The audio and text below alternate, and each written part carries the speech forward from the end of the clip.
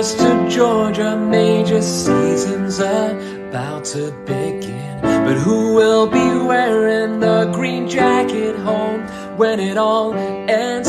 John Rahm is favorite and he could win this, no doubt. But there's a guy named Tiger Woods that you can never rule out. There'll be some good makes and bad breaks and head shakes. That's golf. Good makes and bad breaks and head shakes. Who's it gonna be? Can a decade defend? How about Jordan Spieth? Will Hovland contend? When you're aligned is what to do. Build your side a pick guru.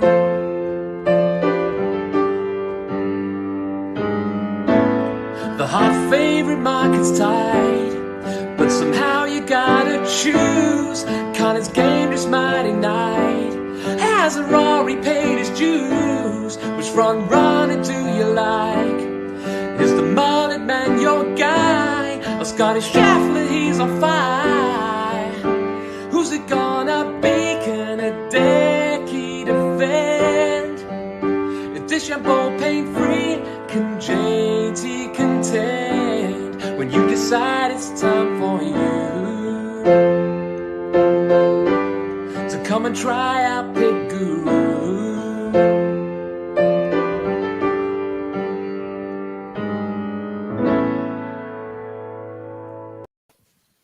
Hey everyone, welcome. I cannot think of a better way to start the show. I am Ryan Noonan here at Betsperts Golf, joined by my buddy here, Ron Kloss, director of all things data at Betsperts Golf, your favorite golf tout's favorite golf tout, Jeff Feinberg, as always, and the man you heard at the top. You know him as the best premier golf paradise out there. It is at Sam_golf. It's Sam Harrop. Sam, welcome. Thanks so much for joining. That was an awesome song. Absolutely love it. If folks are not familiar, give them a little understanding of where they can find all your stuff. Thank you. Yeah. So you can find my stuff. I've got a YouTube channel. It's probably the best place. So that's Sam Harrop Music is the channel name. All my golf parodies are on there, from Tony Finau right through to Rory Sabatini, whatever floats your boat, really. Love it. You're not going to know from just watching Sam's awesome songs is that Sam also, like us, loves to bet and play daily fantasy with this great game that we love. So I thought it was a great time to bring Sam on. You're just outside of London, correct? Yeah, about 100 miles south. Yeah, on the south coast here of the UK.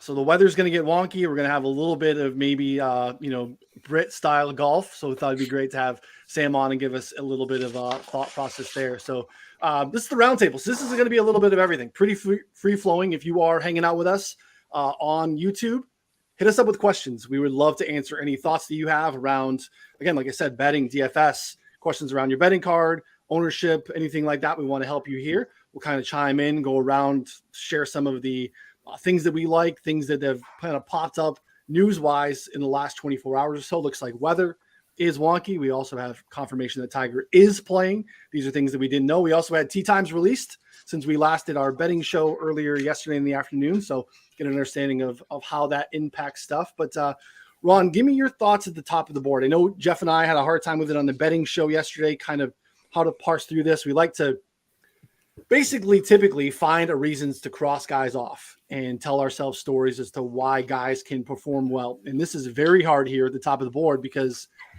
it's very easy to tell yourself a story of why here 24 guys can contend and take this down. As far as the ownership goes in DFS, we had a hard time yesterday in the afternoon with the DFS show kind of parsing through the top of the board. Where are you standing now here when we're just, I guess 12 hours or so out from getting started? Yeah, for me, it's kind of a three-headed monster up there. As far as JT, John Rahm, and Dustin Johnson. I just think kind of the form of those guys, and when you look at the DFS side, obviously Scotty, nobody's higher than Scotty right now. Just a little hard to swallow that price tag at $11K. So on the flip side, when you look at ownership, he's going to be one of the lower owned guys. Morikawa, some red flags there. He's 9% right now as far as what I have. So, it is hard to parse through, and it's just, I know it's always the best field here, but like this year especially just seems like it is so deep. And it is hard to kind of put these guys into tiers almost. So I'm kind of still going through the process, but definitely like those three: Rom, JT, and DJ at the top. Jeff, anything shake out differently for you after we saw the draw yesterday? And I don't know if that matters to you, or if anything in the weather conversations have impacted any of your thoughts at the top of the board, or anyone you've added here that we need to go a little bit deeper on. Well, for starters, I'm more curious to get into the weather because I'm not a big weather guy. Like, most of the time for a major, I have like 3 or 4 future bets that make up pretty much 80%, 90% of my card coming in. That's not the case, as we've spoken about how the futures market felt like it unfolded this year, unless you bet a Scheffler or a Cam Smith at a 30, 40 to 1 around Christmas. Maybe a little higher for Cam Smith, but his Masters course history, I'm certain, prevented any big numbers. So I'm never really a big weather guy. Week in, week out, I have to, submit a betting card almost, early enough in the week before I could watch that unfold. But I will say, from the betting market, Ryan, I guess things that I've noticed, or things that I've surprised me, or just things that I think everyone can't help but notice, is how popular it seems like Justin Thomas was at the top. I'm seeing a lot of books with essentially him tied with Rahm, which I guess just the amazing iron game, that makes sense. I'm not surprised to see there hasn't been a lot of love. And I even had a buddy who loves Collin Morikawa, always bets Collin Morikawa. Morikawa was 22 yesterday. He's like, do you think that'll be the best? And I'm like, honestly, I don't see it going to 20 at all, but I do see it going to 25, and a very popular book has boosted him to 25. And it's so funny to think about, what the hyperbole was, and fairly after he won the Open Championship, where like people would have run to bet him at 25 to 1 for the Masters. I guess that's where we are. I am surprised to see Xander's number not rising. There are some people who, I'm a Xander fan. I haven't bet him. It's a hard guy to not like, to be honest, although I'm sure who hasn't he burned in the golf betting community with Sure. He's burned us all. But I thought like that thing could get to 28, 30 to 1 with some Xander fatigue, like long-term Xander fatigue. And then even the short-term seemed to really let down the golf betting community by not getting out of his pod at match play. That did not happen. I don't know whether it's because the books go 8 places and they don't want to post anything because they don't want to get matched out. But yeah, that's essentially, sometimes books have spiked some numbers, but really in terms of the guys with the heavy win equity, I'd say that's what I've noticed. And probably not a lot of Scheffler bets. I could see him getting bumped up tonight, tomorrow, even more. I don't know that a lot of people have bet him. Although the hard numbers show that people are, just I guess in the niche Twitter betting community, I'm not seeing it. But the sportsbook stats show that people are betting him, to be honest. It does feel like projected ownership seems weird in DFS because I'm with you. Like, I feel like I don't know too many people that don't have Justin Thomas tickets, right? And it feels like that ownership isn't going to be as spread out once the cards flip over tomorrow morning from a DFS standpoint. So, Sam, do you have a favorite at the top of the board? Is there anyone that has jumped out to you from a value standpoint, or anyone that you just feel like this is their time and this is the spot for them?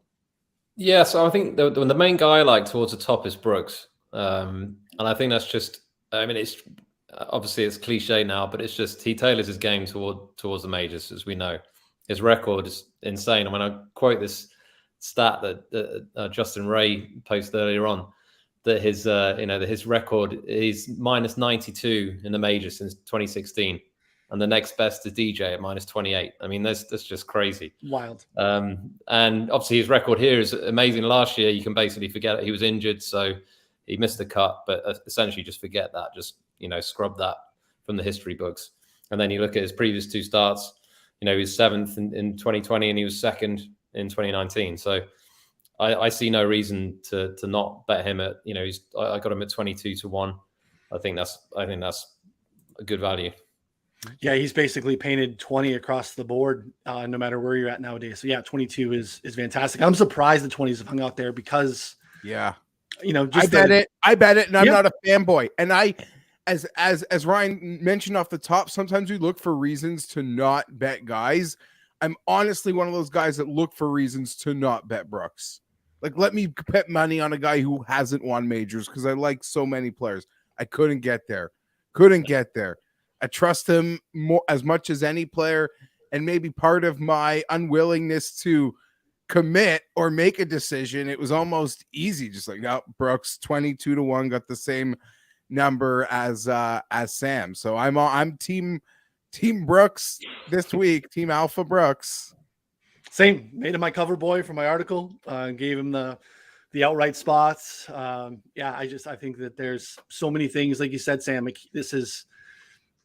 we have to throw out last year, right? We were dealing with 2 knee injuries, a hip ailments, his wrist. Like, there was just so much over the last 18, 24 months that he's had to deal with, where I think we were kind of looking at some stuff, even maybe short-term, just statistical stuff that maybe doesn't pop from, Ron doing work in strokes gained and stuff. It's just not who he is. So, yeah.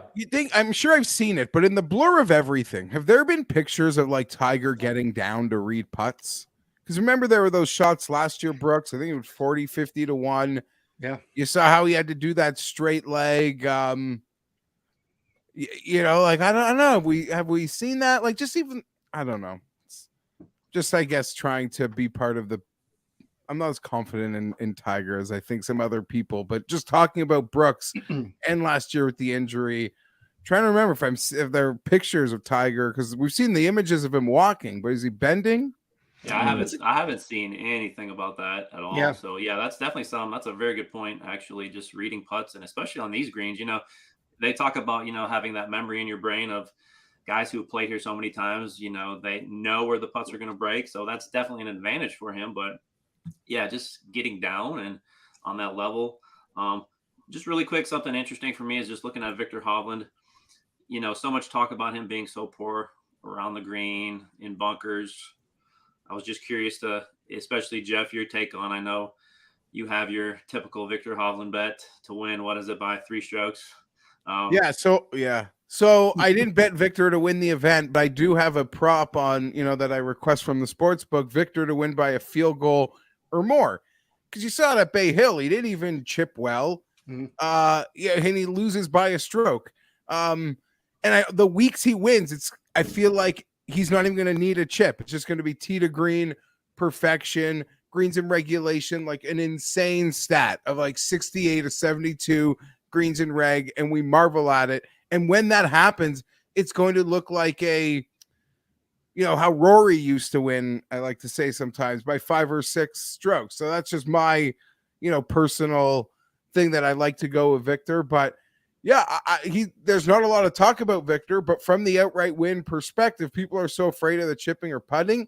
And I would say that if you're making an outright bet, you're betting on Victor to play to his ceiling. And his ceiling, is kind of not having to rely on that. That being said, Sunday to keep momentum, at any point to keep momentum, Sunday for something clutch, you're always going to need to have a huge par save or 2 to keep the lead, to stay in contention, whatever it may be. And you'd hope he could make, 1 or 2 of those if you are betting him, but not a lot of talk about him or Morikawa, which is like, again, just to go to Christmas, they probably would have been the 2 players people wanted to bet as much as anybody. I continue to warm up to Morikawa because I'm kind of one of those guys that is, he's hard for me to not bet every week. Like, I'm really struggled to find reasons to not bet Morikawa. And I think hearing him in the presser where he's talking about how he felt forced to basically shape shots in a way that is outside his norm. And now these got 2 Masters in the bag and, not Morikawa style finishes, but he's still in the mix a little bit, right? Top 20s, I guess, is still. Someone's got to run the numbers. How did the guys who debutanted in the fall Masters play in the spring? And I bet you it wasn't very good. So Because I they was kind of were like double debutantes in some respects. totally agree. Yeah, I mean, I was when I was trying to do my player guide, and I was looking through that, and I was wondering, there was some just looking at the numbers next to each other, like, okay, and we know that the 2020 November version is just its own thing, right? I mean, DJ scoring record, the way that it played, even Morikawa again, kind of, I think, made some folks mad, ruffled some feathers, ruffled some green jackets, because he was saying, like, it wasn't what I was expecting it to look like after everything I had heard. And then it looked a lot different when I came back in April. So yeah, I mean, I wonder if there's something to And that. Max Homa said the same thing on the, doing with the popular boys over at Barstool. Essentially said the same thing. He had expectations, thought he knew what to expect. November threw him for a loop. And then when it came to the spring, he was relying, kind of thinking about November, and it was nothing like it. So yeah, I guess like you could ignore Morikawa's past history here if you want. You have to convince yourself of that. Do anything you want and make the outright. Yeah. So he's talking about, like, on 7, I had a draw, and I never hit draw. I've never hit a draw there, but I was told I had to. And then all of a sudden he's like, I just didn't left. You can get the double cross when doesn't go what you're wanting it to do. And then all of a sudden he's going out there playing practice rounds over the last 10 days or so and is playing his game. And I feel like that confidence is something that is catching my eye as we get closer. I don't know that I don't have the funds at the top of the board anymore, because I'm extended with DJ and Brooks and Zalatoris at the top. But finding finishing position bets, maybe trying to overexpose myself in DFS to Morikawa. Is there anyone, Ron, that you are, I don't want to say crossed off at the top tier, but is there just, this is a guy that he's not on the betting card, he is light or maybe not in the player pool for DFS?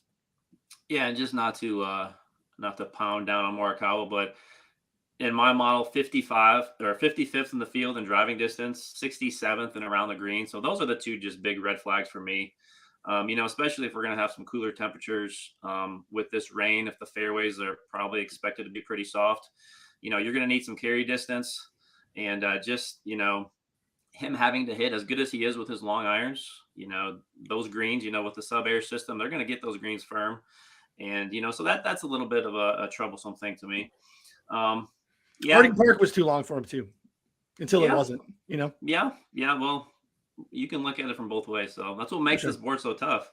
That's why you're here with the math. You're here with the numbers. And you get just like 7 of the last 10 winners have been ranked inside the top 10. And so it's hard to go farther down the board, but they're players you like, and you see big numbers beside their name, and you want to picture them in green jackets. And then that sometimes leads to hitting double clicking on the keyboard, and that can be trouble. Sam, how about for you? Is there anyone at the top that you're just a little bit lighter on than maybe the field, or maybe a typical week? Obviously, these are the best in the world. Yeah, I mean, it's really tricky to write any of the big names off. I mean, I'd say Rory, I'm quite happy to leave to one side, because and I posted this earlier on Twitter that when he won his 4 majors, obviously, I'm just talking about wins at this stage, but he'd come in in really good form. He'd won one of the tournaments before. The other one he was 14th. The other one he was tied 5th. So he's always gone in good form when he's won these. And now obviously he could get a top 10 finish possibly if he brings a game, but I just don't see his game in good shape. And he's sort of he's building up his missed cut last week as being a positive, but I just can't see it that way. So. Sam, I'm curious, what are people's opinions over there of Rory? Because over here, a lot of people get down on him for different things, but how do people view him over there across the pond? I mean, he's idolized. Like we love him over here, and he's I think because he's such an honest sort of interviewee. He's and he seems like a very down to earth guy. So we love him, but I think at the same time, I think there's people are realizing that he's. There was a time where he was almost seemed invincible, or he was getting towards that, and he's just not that anymore. You just can't really. He's very hard to predict nowadays what Rory's going to show up. And he's not been without his wins in the last few years, but they're more sporadic, and they're more they seem more it's harder to envisage in the really big events when you've got some of the younger players just firing on all cylinders. So I'm one of the people that's actually quite bullish on Rory this week and have convinced himself that the things that matter maybe don't matter. A lot of the guys, like so many guys who win here, and I'll preface this by saying I've also bet Will Zalatoris this week. So I play all ends of the spectrum, and you got to convince yourself of everybody. But the majority of the winners here, be it, Hideki, Sergio, even Dustin Johnson, like they probably won this thing 4 or 5 years, 6 years after we thought they were going to win this thing, in many regards. And I think it is kind of setting up nicely for Rory, whose approach play in the events previous to Valero was gaining the multiple strokes. But as we got the chance to talk with Justin Ray, everything feels like it's going to come down to Thursday.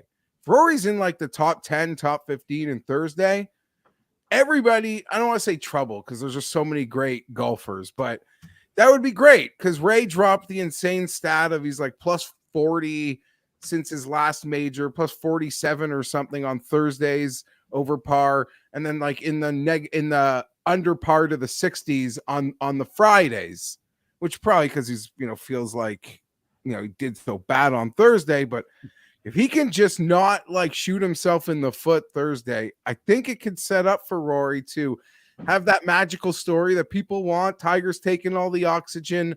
I think it's setting up perfect. I'm buying into what Rory is trying to sell us. I'm in. I'm here for it. I think you raise a very interesting point, actually, Jeff, about the fact that, a lot of these wins, like Sergio, is a great example of, after, a few years after you'd expect him to. And maybe to that end, the pressure to some degree is off Rory, or at least certainly has eased since, previous years where certainly this side of the pond, at least you're like, yeah, this is his year. Definitely. It's going to happen, and you can almost imagine in his head, he's sort of thinking, yeah, this year is going to happen. And then you have a bad round on Thursday and then, pretty much you've had it. So maybe this year with less people talking about him, the pressure's eased a bit. He's got the old nappy factor going on, which is something we know we love over here. Maybe that changed his mindset for the best. We'll see. I know I'm like splitting hairs here and probably trying to be unfair or just trying to create my own narrative because I do like betting the forgotten elite. It is a popular betting thing. And there are a couple of them because we've spoken of Morikawa and even Hovland. But of the tenured, like really good players, Rory would be the forgotten elite, I would say, this week. And I think that's a really nice spot to be. Now, he's not 45-1 like Hideki was. He's not 50-1 like Sergio was, but I don't know. Dustin was probably like 7 or 9-1 too. So yeah, I don't know. I'm bullish on Rory. I can make the positive case for Rory this week, so he can turn that status you speak of over the pond into an iconic one when he is a Masters champion, Grand Slam champion. Yeah, the Valero stuff, I think, skews some of the strokes gain data over the last 6 months or so because he had been really dialed in on approach. So the one thing that I think is interesting too, at least, I'm finding it, this is going to be how my process is going to go because there are more guys that I want to get down on from an outright standpoint. If one of the guys that goes off early at the top of the board, Scheffler, JT, Cam Smith, those are kind of the top of the board guys that we have expectations that are not in the late afternoon wave because they hammered us with just a murderer's row in the afternoon. If you looked at the tee times, it is wild. But really, again, like JT, we talked about at the top, very, very popular. If JT runs out to -3 on the front nine, that is going to shrink, and everyone else before they've even teed off are going to be a little bit longer. They're not going to be astronomically longer, but everyone at the top tier that we're looking to get down on gets a little bit longer, and they haven't even done anything yet. They haven't disappointed. They haven't bogeyed anything. They haven't even started their day. So I think that's an interesting way to get in live because the tournament had already started, and someone like, again, JT, Scheffler, Cam Smith are the guys that I think are the ones that could really move the market that way. So that's an interesting approach if you're looking to get down some more outrights after a tournament started. That's going to be the best way, I think, to do so to get some advantageous numbers at the top of the board. Tiger Woods. We got to talk about Tiger Woods. I love the non-hesitation almost like methodical, somewhat scary. Do you think you can win? Yes.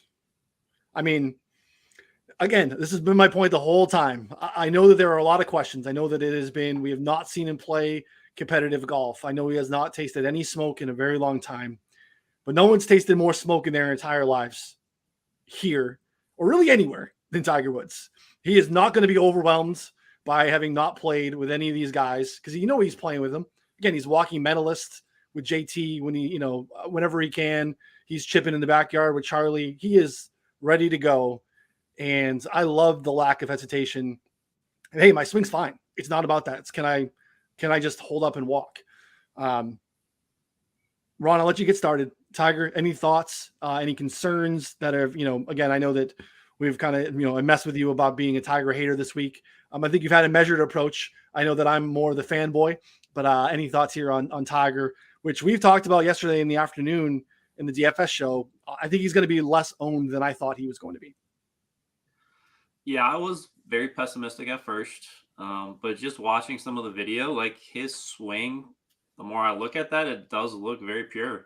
And so, just little things like that, seeing his confidence, the fact that he's, 46 years old, getting up there in age and, but, he's a special person, and so just the drive that he has. And like so many people are saying, he would not be putting himself in this situation if he's going to withdraw or if thinks there's any chance he's going to, just shoot very poorly. So, there's some interesting head-to-heads out there. Like one I'm looking at right now, Adam Scott minus 134.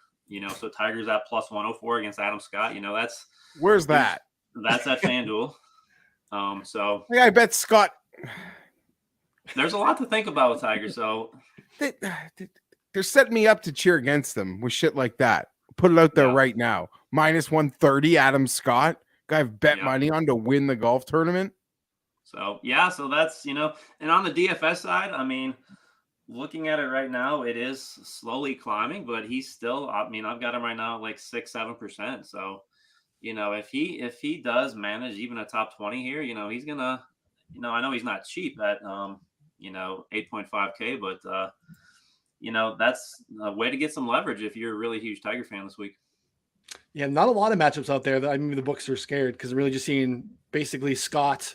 And then he's plus 164. That's Pinnacle bet Chris against Patrick Reed. So there's not a lot of other stuff out there. They don't want to take much Tiger on 72 hole stuff. So Sam, thoughts on Tiger?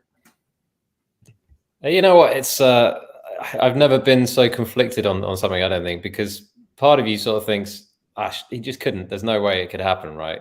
The win, that is. But then, you look at 2019, that was ridiculous, and I'm kind of been burnt from that because a friend of mine who just watches the majors, kind of casual golf fan, said to me, after he had his surgery, do you think he could ever win again? I was like, there's no way he's going to win the tournament again. This is like major surgery, and he came back and won the Masters. So I look stupid. And now I'm thinking, I don't want to make that mistake again.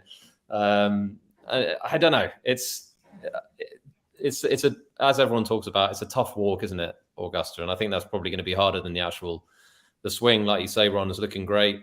Everyone who's talking about him says that he's, hitting the ball great. So, but, made an interesting point earlier about, if he's having to bend down to the putts to line up the putts or to pick the ball out of the hole, those sort of things, are they going to take its toll over the course of the 4 days?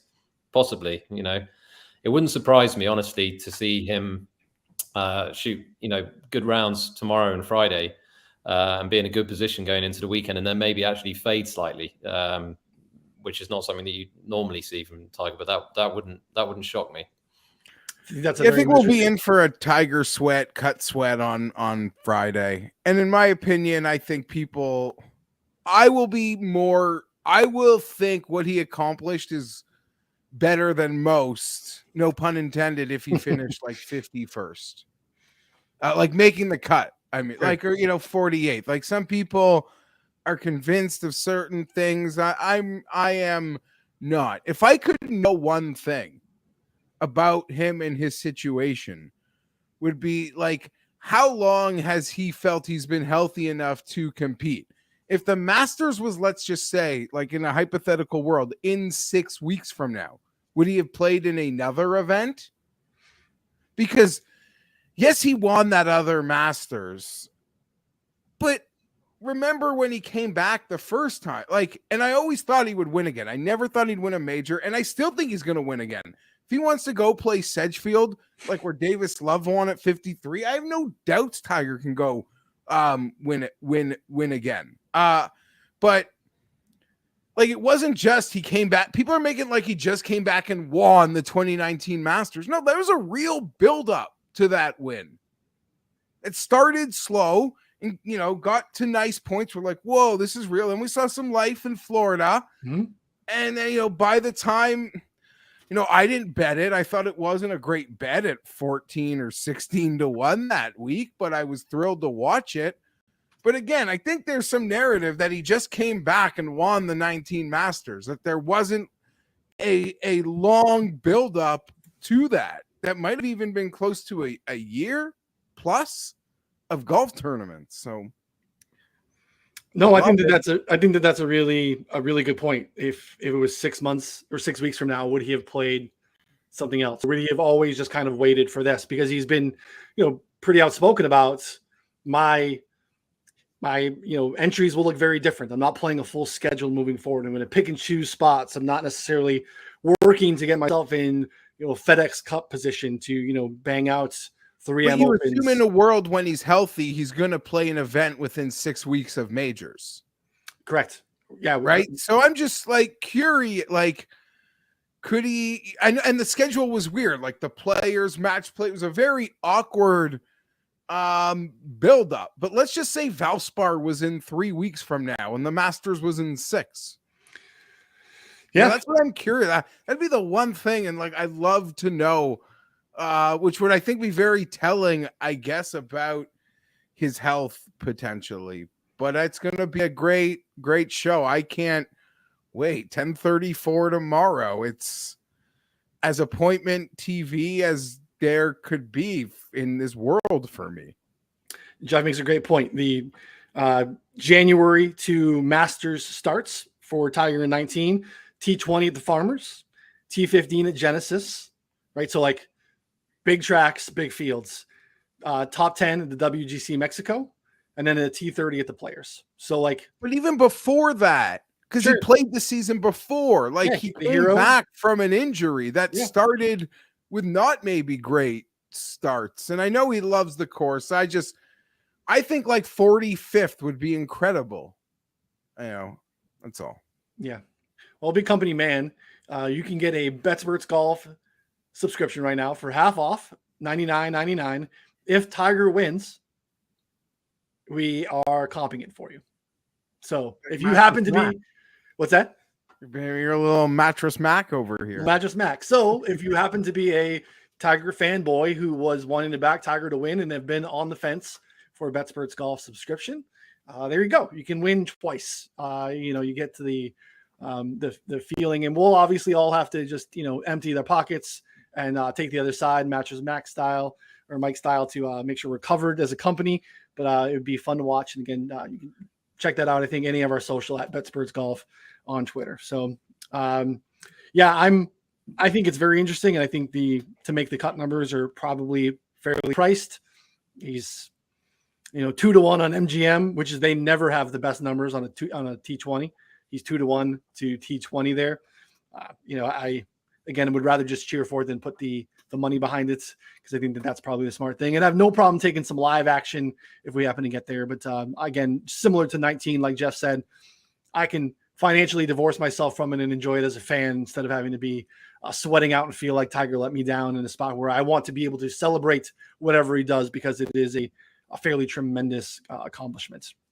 Ron, weather. Have you dug into weather? Is there any AM, PM wave advantages that you think, or are there any guys that maybe have been moved up in your rankings or on the radar from a wind standpoint? Guys with, I think of Joaquin Niemann, a guy with low ball flights, even a Daniel Berger, guys that typically are not a distance to apex guy that we typically like here, where we need, high iron shots and stuff like that. Is there anything on the weather side that you think we need to be focused or honed in on? Yeah. So it looks pretty consistent throughout. When you look at tomorrow, we're talking, 12 to 15 miles an hour, but then you have gusts around 20. And then when you go to the afternoon, it jumps up a little bit around 15, 16, and you do have a little bit of higher gusts. But then when you look at Friday, it's pretty much very close to identical. Maybe slightly a little better Friday morning. We only have 5 to 10 mile an hour winds Friday morning. So if anything, possibly a little bit of a PM AM advantage there, especially for DFS. And I always like to do that anyways. I just think it's smart because you never know when these winds could change or what could happen. Just kind of build a couple lineups depending on how many you play, where you're stacking the AM wave and then you're stacking the PM wave. So always smart to do. And yeah, just looking at the wind angle in my model for the week, I went back and I kind of track how many rounds each player has gone through kind of over the last 5 years playing in winds of 15 plus miles an hour. And of course, this kind of stuff is not completely totally accurate because as we all know, the winds change and players, play at different times. But, just there is a European angle to this. And, Sam can probably speak to this as well. But, Fitzpatrick, Tyrrell Hatton, obviously Shane Lowry, really good numbers here in the wind. And then you talking lower ball flights, you have Daniel Berger. He's kind of known for that low stinger. The distance thing and his lack of distance, 63rd in the field and driving distance kind of scares me a little. He's also 40th in par 5 scoring.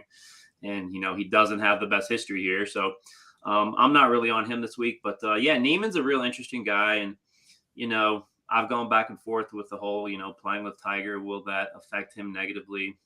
Some people say it will.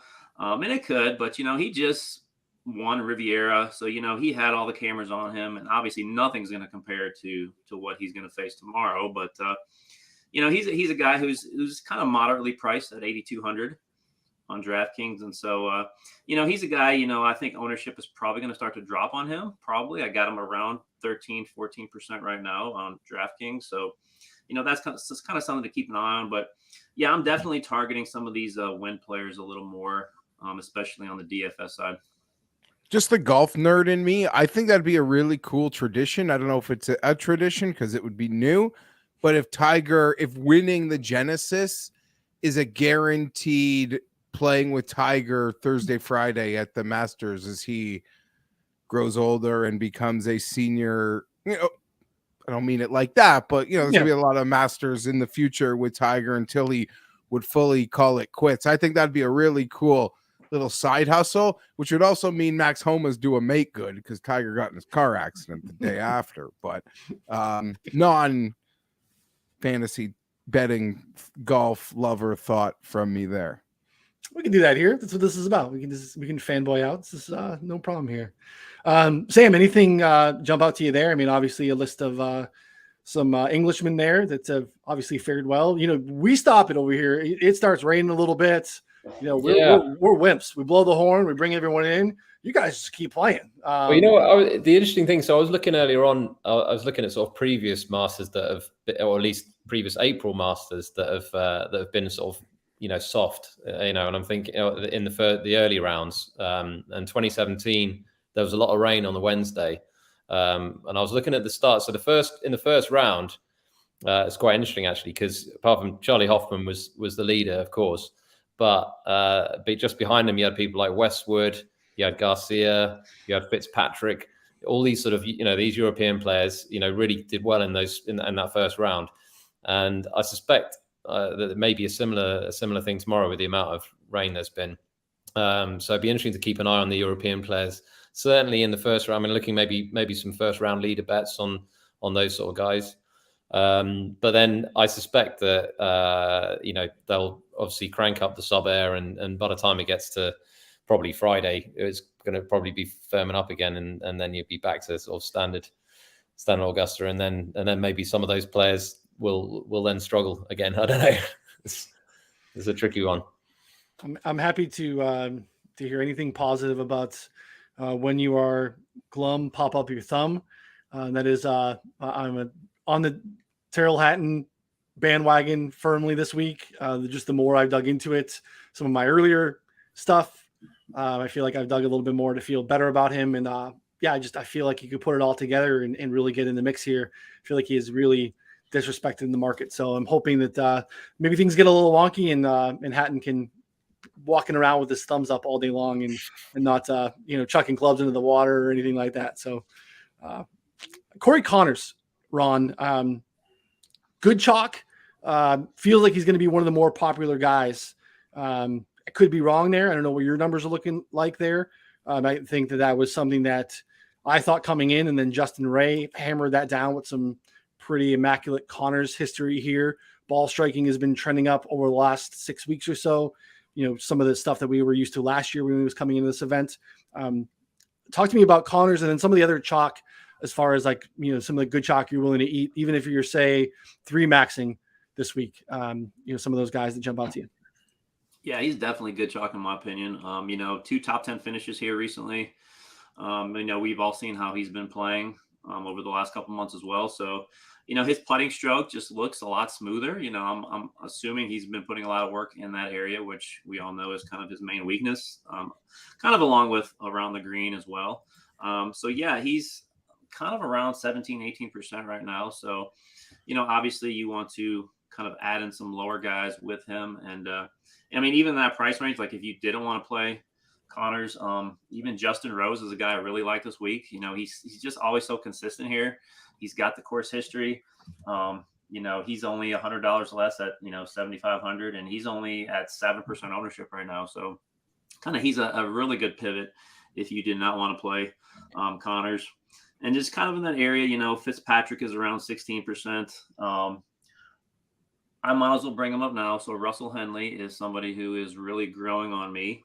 And was talking to Justin Ray earlier, and I might have missed this earlier in the week, but he is tops in the entire field in strokes gained putting here at Augusta since 2015. And it's with a minimum of 10 rounds, but he is averaging 1.47 strokes per round putting. And the next closest after him in the field is Matt Fitzpatrick, who is only gained 0.85 strokes. So there's like a huge gap there between him and Fitzpatrick, and obviously not a lot of sample size. But, Henley does have a couple good finishes here, 2 top 15s. And, we all know how good of a ball striker he is. And so, if he can do that on the greens again this week at 7,800, that's a guy right there who he does have some ownership, right around 15% right now. But he's another guy who definitely is good chalk, in my opinion. I love that, Ron. He was the first guy on my betting card this week, and it's encouraging to hear that the putting stacks. I hadn't actually heard that one, but I've seen the fact that he tops the PGA Tour in strokes gained approach. That in itself is obviously bodes well around here. He's got the good course form, and if he putts well on these greens, and that's the trifecta. He's got everything going for him, and he's a decent price. I got 66 to 1 over here. He's shortened up a little bit, but I think he's great certainly for a top 10 finish. Hopefully better. Yeah, I think he's probably a good answer to this question from Ryan in the chats. Who'd you say are some guys in the 80 range that are trending in the right direction for maybe a top 20 finish? You look at, depending on your book, Henley's out there from plus 150 to plus 170 here in the States. So could be a decent look depending on, again, he's moving in the market in the outright spots, but in that close to 2-to-1 range, he is a number. I think Adam Scott, as we mentioned earlier, I know Jeff had a early ticket on Scott. Scott is out there at 170 in some spots for a T20. I think that's a really nice look as well. A guy obviously with, the distance, this newfound, top 10 putter in the world thing that he has going on for a little bit, which is pretty wild. Obviously he's very custom and familiar here too. So Sam, is there anyone? I like your Hatton for a top 20 as well in that. Well, I guess he's a little shorter on the board. And Fleetwood, he's getting some steam today, and I'm buying into all. I saw Ben. I posted my odds checker video just as he tweeted his props article. We're on the same, Siwoo Kim barrage for prop markets as well, who's in that 80 to 100 to 1, I guess, outright betting number. But I'm on the props. Yeah, Jeff asked us how much Siwoo Kim is too much Siwoo Kim. So I think that he is comfortable He's a with your- DraftKings fade for me now because he seems like he's ultra popular in a very interesting price range, and he's like hyper popular. Rather just make 17%. my Yeah, Siwoo Kim. 17%. Yeah, I'll just make my Siwoo Kim bets. I guess I don't need to. I think I'll like pivot from him in DraftKings and try to find a diamond in the rough. Well, or a lot of Luke those List, guys I trust, but your guy Luke List is right there at $100 less. He's only 8%. Tee to green is so big coming in here, and just looking at the trends. And I know some people don't like the trends as much as others, but Luke List, we saw how he was playing earlier in the year, a little bit of struggle lately, but at 7 flat, he's definitely someone that is a pretty good pivot in my opinion from Siwoo.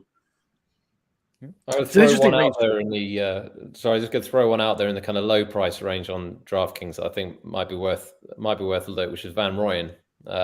He's 6'7", which I think is cheap for a guy. And he's got, what I really like about him is his long range approach. And I always look at Augusta at the 175 to 200 yard kind of approach range. He ranks really well in that. His par 5 scoring is among the best.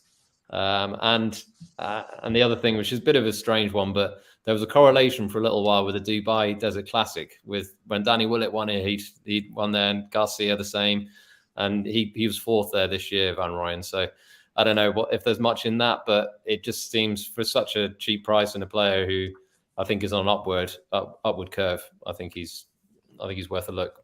And he always plays well in majors. For some reason, when he gets into these big field events, I mean, he's got a couple top 30s mixed in there. So I like that play.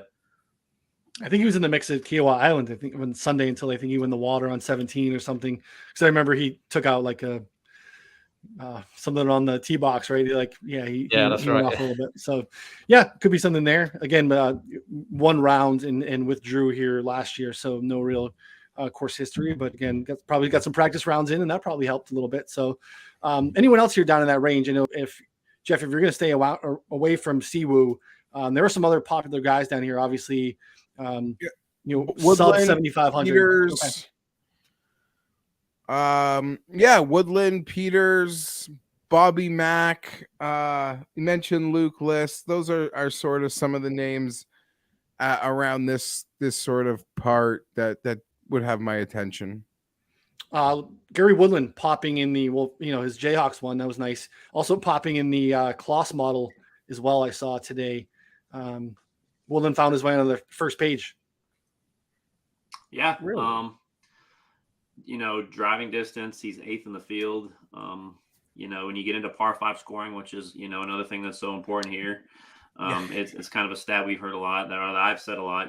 Last 5 winners have been 50 under par.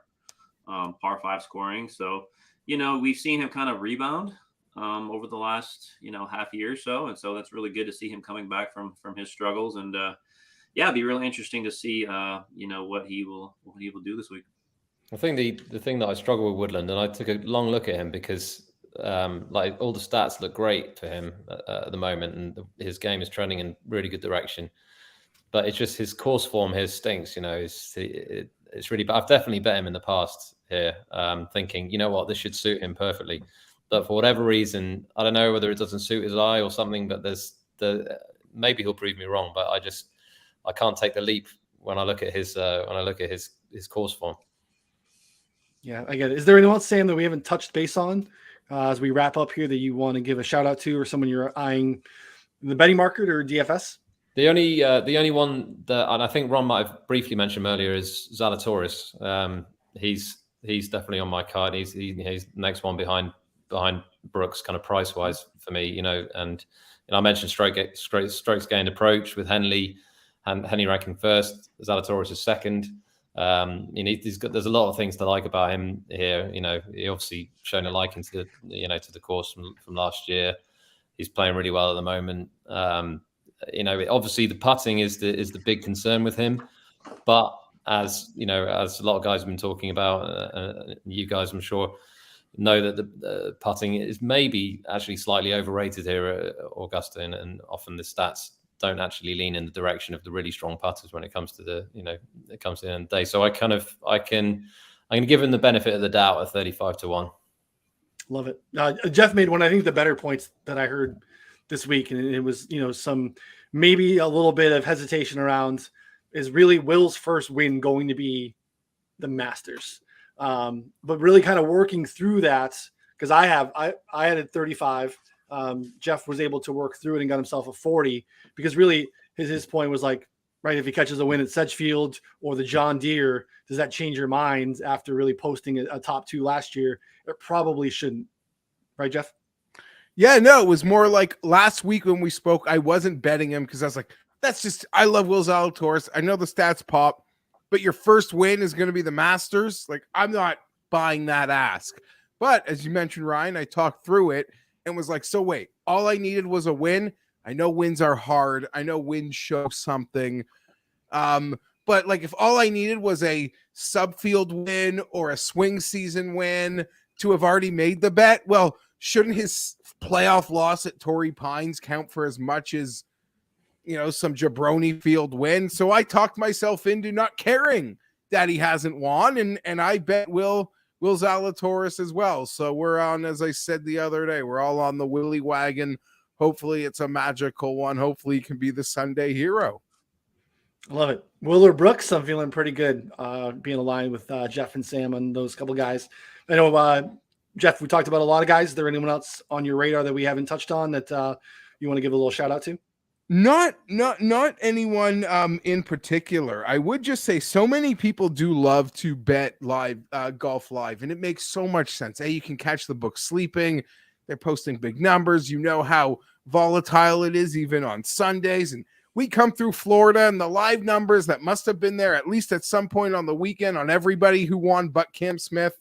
That Seb Straka number, there were huge Scotty Scheffler numbers. And people are geared up for it. The Masters, though, historically doesn't appear to be that animal.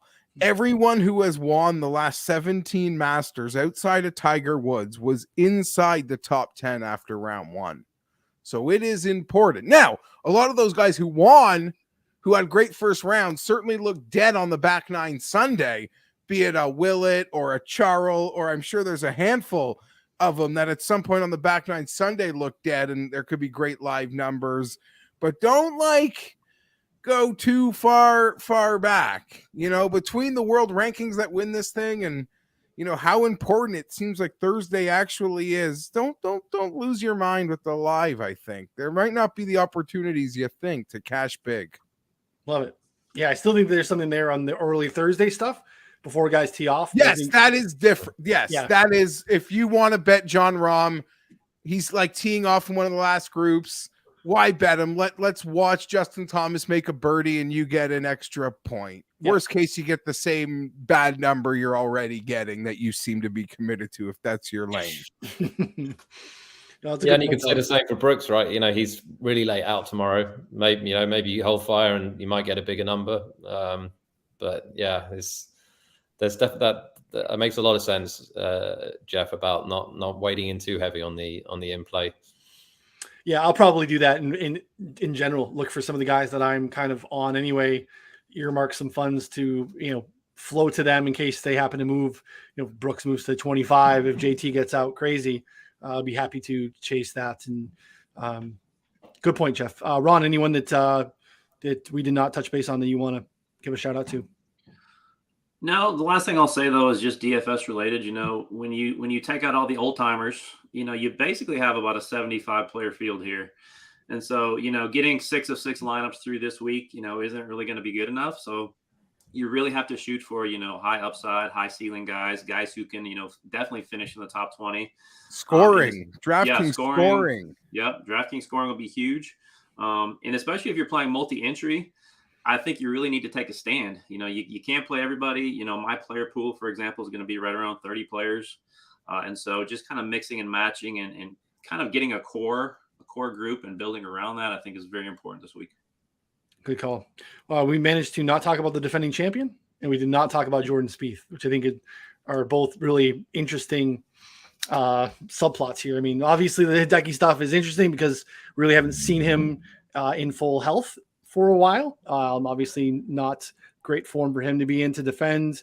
We've kind of seen historically it's hard to defend anywhere, but obviously all the things that come along with being Masters champion can very much get you off of your game. And, Hideki is not coming into this place with great form, and neither really is Jordan. Obviously the history has been great and he's performed well here in other places when his form has been bad. He's obviously loves this place, and his early history in the career is speaks for itself. But I'm interested to see what happens with Jordan ownership. I'm just not a guy that I typically put on the card to begin with. Not a guy that I typically punch into DFS lineups, but it is hard to avoid if he is going to be, say, a half or even maybe, 5 to 6% less owned than Cam Smith, who is kind of right there. Jordan gets a little bit more attractive for me than he typically would. So Shane Lowry. We didn't talk a lot about Shane Lowry. I think he's very much in the mix, regardless if the weather gets weird. Shane Lowry is a guy that I am trying to increase ownership on and find ways to bet him in matchups and things of that nature. Again, 6 stroke play events so far this season. Worst was T24 in Dubai. Ball striking has been terrific. We know putting can be hit or miss here, but I think this is just a different player than maybe he's been, even though he's 35 years old. But I think his game is just continuing to evolve, and I really like what we see. I think really he, more than anyone on the Euro side, Sam, maybe took from that maybe late success in the Ryder Cup and gave him some newfound confidence here in this start of the season, and he is just kind of playing like a different guy. So Shane Lowry is a guy that is on my radar here in a big way. So yeah, I agree. I like Lowry a lot here. I don't love his price, if I'm honest, in at least in the betting markets. But I've got him in a few teams on DraftKings, and I expect him to be inside the top 25, 25 or so, maybe higher. But yeah, I think he'll be there or thereabouts. No, like everybody, I expect Lowry's name to be on the first couple pages this week. If a player that like we all revered with like real name value is a top 15 player in the world had the stats that Lowry's had in the last 4 or 5 months weeks, we'd be losing our minds about like how excited we are for this player and the weather setting up for him. So on the, and to the earlier point on Hideki, I think he could be criminally low owned. I'm pretty tempted to take those DFS plunges with Hideki this week. By all like accounts, he's healthier. He's given it a go. I think it could be definitely worth the risk DFS wise. Rather 3%. Play Hideki than Tiger. Yeah, 3% right now. So yeah. 3%. Oh, it's one of the best ball strikers in the world. 3% is really, that's interesting. All right. I guess you'd be your one and done. Who wins the tournament, Sam? I'm going Brooks. Ron? Justin Thomas. JF.